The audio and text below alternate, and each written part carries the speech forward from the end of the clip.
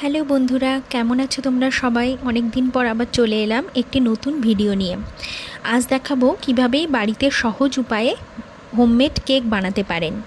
তার জন্য প্রথমেই একটি বাটির মধ্যে চিনিকে 1 কাপ চিনি নিয়ে সেটাকে গুঁড়ো করে নিলাম। তারপরে তার মধ্যে 2টো ডিম ফাটিয়ে দিলাম। আপনাকে যে পাত্রে আমরা মেজার করছি সেই পাত্রটাও দেখিয়ে দেবো, আপনারা তাহলে বুঝতে পারবেন যে কতটা পরিমাণ কিভাবে নিতে হবে। সব কিছুরই একটা পরিমাণ আছে। প্রথমে চিনি গুঁড়োর সাথে দিয়ে দিলাম 2টো ডিম, তারপর একটা বাটির মাপে নিয়ে নিলাম তেল। ঠিক আছে, তেলটা নিয়ে এবার তার মধ্যে আবার দিয়ে ভালো করে মিক্সড করে নিতে হবে, যাতে ওর মধ্যে কোনো রকম দানা দানা না থাকে।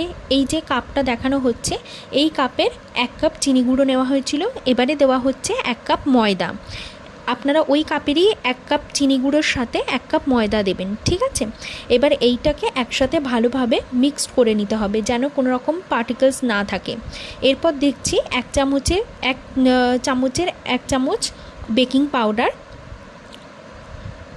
পাউডার দেওয়া হয়ে গেলে ভালো করে মিক্সড করে এর মধ্যে দিতে হবে ভ্যানিলা এসেন্স। সেটা মিক্স করে গেছি, মানে এখানে দেখানো হয়নি দেওয়ার সময়, তো ভিডিওটা করা হয়নি তখন। তো আপনারা 1 চামচ ভ্যানিলা এসেন্স দেবেন, দিয়ে ভালো করে সেটাকে মিক্সড করে এরপরে কেক টিন যে পাওয়া যায়, আপনারা বাজারে কিনতে পেয়ে যাবেন, কেক টিনের মধ্যে একটা পেপার দিয়ে মিশ্রণটি ঢেলে দিতে হবে।